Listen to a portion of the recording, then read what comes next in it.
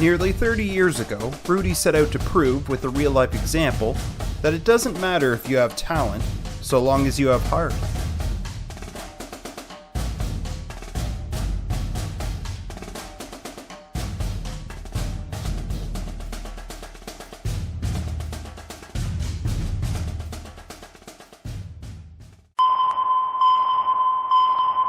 Canada be damned. I'm going to the Klondike. The Klondike is Canada. Giorgio, you be doing just fine, brother. There's a grand tradition in sports movies that's so commonplace any fool can see it. Essentially, it involves the bottom-of-the-barrel losers grinding away to eventually becoming the champions. That's team sports. But in the case of individual sports, it can be slightly different. Yes, there's still a struggle to the top, but part of the battle is more introspective and can deal with issues outside of the game. 1993's Rudy doesn't revolve around an individualistic sport, yet it does have an individualistic focus. And much like those solo sports movies, it deals with its issues off the field as much, if not more, than those on. Chasing a stupid dream causes nothing but you and everyone around you heartache. Rudy follows the story of Dan Rudy Rudiger, played by Sean Astin, a young man of blue-collar stock whose individual journey has a laser focus. Hey, someday I'm gonna come out of that tunnel and I'm gonna run onto this field. Well, ain't gonna be this day. I'm here to play football for the Irish. I just want to be a part of this university.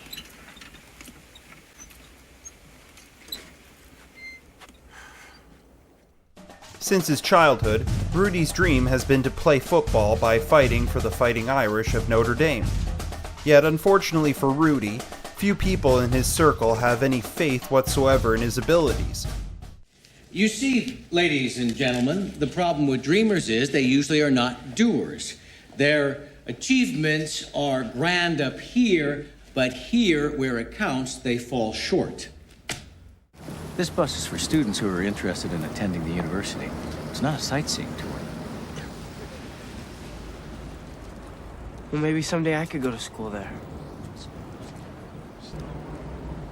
Rudy, not everyone is meant to go to college.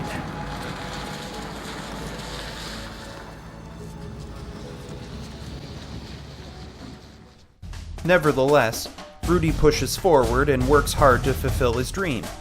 It's an uphill battle, and not just with academia. After each new hurdle he's overcome, Rudy still has to face the skepticism of those closest to him, which is sad because it's almost primarily from his family. So listen, you want to work? So it's time to go to school? I gotta get back, Pop. Football tryouts start this week.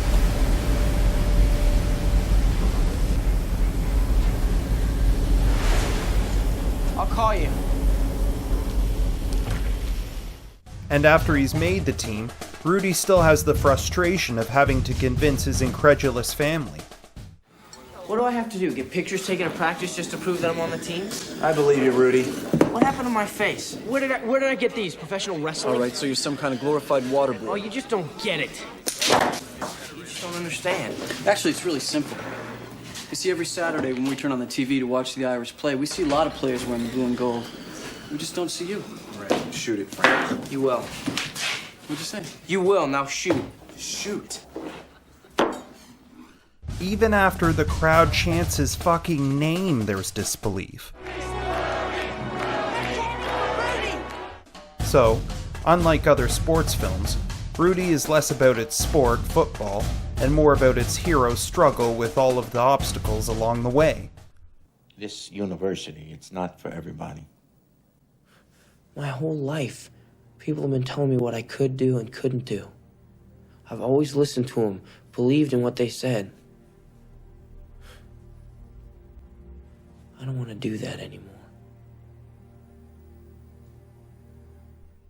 It's interesting how Rudy depicts those who are in Rudy's corner versus those who aren't. That line can be divided between regions. those in South Bend around the university setting, and those who are part of his family back home. It's understandable why Rudy gained so many allies at Notre Dame, because his work ethic is relentless, and therefore admirable. He's completely pedal to the metal, full throttle, that his underdog status even frustrates those in his corner. Your John Wayne bullshit out there is making us all look bad, so won't you dial it down a notch? Dial it down? Yeah, everybody's getting sick and tired of hearing. Why don't you put out more like Rudiger? Don't you understand, man? If you don't cool it out there, you're gonna end up getting yourself killed. If I cool it, I won't be helping you guys get ready for the next week's games. Got it? I got it.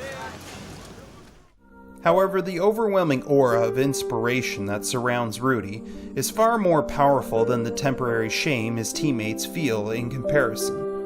Rudy's drive against all odds is something which becomes influential and permeates throughout those within his vicinity. In the rare circumstances where Rudy has accepted defeat, those close to him, whether it's their job or not, feel motivated to keep him on the right path. I've blown another year of eligibility. This entire year has been a waste. Waste, huh? You got your head so far up your ass about that damn football team, you don't get the fact. You just got 1 year of top quality education. Waste. Don't be wasting my time. If I don't get in next semester, it's over, done. Notre Dame doesn't accept senior transfers. Well, did a hell of a job, kid. Chasing down your dream. I don't care what kind of job I did. If it doesn't produce results, it doesn't mean anything. I think you'll discover that it will. So you didn't make the dress list. There are greater tragedies in the world. I wanted to run out of that tunnel for my dad. To prove to everyone that I worked... what? That I was somebody. Oh, you are so full of crap. And you hung in with the best college football team in the land for 2 years. And you're also gonna walk out of here with a degree from the University of Notre Dame. In this lifetime, you don't have to prove nothing to nobody except yourself. Now, I don't want to rain on your parade, especially if you like Rudy. But something about this movie was brought to my attention, which I seem to have overlooked for years. To sidetrack for a moment, on one of her podcasts, Trash Tuesday or Tiger Belly, the lovely Kalila Kuhn talked about how she disliked this movie because of Rudy's lack of talent. She expanded by explaining that Rudy had motivation and had put in the work, but when it came down to it, he didn't have the skill. Although the film presented this fact plain as day, You keep the bow over his jersey. Rudiger? Yeah. Have you been watching? No athletic skill. That boy's... He's put more effort than any two guys we got on the team. You're 5 feet nothing, 100 and nothing, and you got hardly a speck of athletic ability. it somehow became a blind spot in my mind when thinking of this film. I'm not saying she's wrong, it's her opinion, and she can like or dislike whatever the hell she wants. I simply can't go there with her in terms of enjoyment. After all, her and Rudy participated in sports as young adults. I did not. For that reason, I can understand why she doesn't like this movie. I bring this up because it asks a question which strikes at the core of anything performative. Can you be successful without talent, but with hard work and determination alone? I suppose that depends on where your finish line for success is. In the case of Rudy Rudiger, his bar was low in that he simply wanted to play a single game for Notre Dame. He didn't have grandiose delusions of hoisting a trophy over his head. This isn't to say getting accepted to or playing for a college football team is easy. My job is to basically beat the shit out of you for the next 5 days. And whoever is still standing at the end, maybe we'll use for our scout teams. What I am saying is that the labor Rudy went through, given his circumstances, feels insurmountable.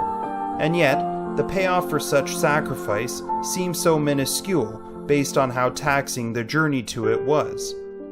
But this was Rudy's dream, not mine, so it's not for me to relate to. What I can relate to is the principle of trying to attain your dreams and what you're willing to do to get there.